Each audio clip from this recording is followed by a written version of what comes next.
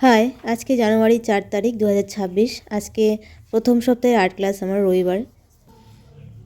তো রবিবার আমি সারাদিন বাড়িতেই করাই। এটা হচ্ছে ৯:৩০টার ব্যাচ। ৯:৩০ থেকে ১১:৩০ চলে, আবার মাঝখানে ২ ঘন্টা টাইম ফাঁকা থাকে, আবার ১:৩০ থেকে একদম ৫টা পর্যন্ত করাই। তো স্টুডেন্ট অনেক কম এসছে, যারা যারা আসতো তারাও আজকে কম আসছে এই ঠান্ডার জন্য। বিশেষ করে ডিসেম্বর থেকে অনেক কম আসছে, যখন ওদের স্কুলের পরীক্ষা চলছিল বা স্কুলের পরীক্ষা শেষ হয়েছে তখন থেকে অনেক স্টুডেন্ট কমই আসছে। আবার কবে শুরু করবে ওরা ঠিক আমি জানি না। তবে আমি রবিবার যে 3টা ব্যাচ করাই বাড়িতে, 3টা ব্যাচে আমার রুম প্রায় ফুল হয়ে যায়, এত স্টুডেন্ট থাকে। তো ডিসেম্বর থেকে অনেক কম আসছে। আবার কবে আগের মতো হবে, আগের মতো সবাই আসবে করবে জানি না।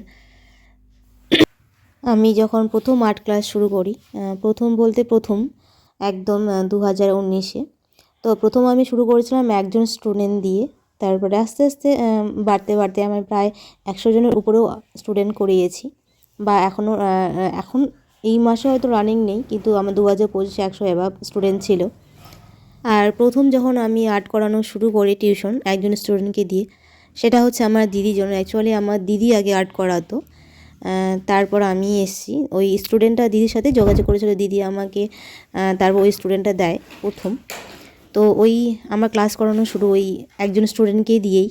আর আমার যে এই আর্টের লাইনে তারপরে আর্ট এত গ্রো করানো সবটাই আমার দিদির জন্য।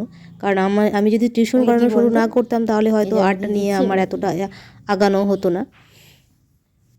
আমি টিউশন করাতে চাইতাম না, মানে আর্ট করাতে চাইতাম না, দিদি আমাকে জোর করে পাঠাতো। দিদি যে স্টুডেন্টগুলো ছিল, হয়তো দিদি যখন যেত না তখন আমাকে পাঠাতো। তো আমি যেতে চাইতাম না, তাও যেতে হতো দিদির জন্য।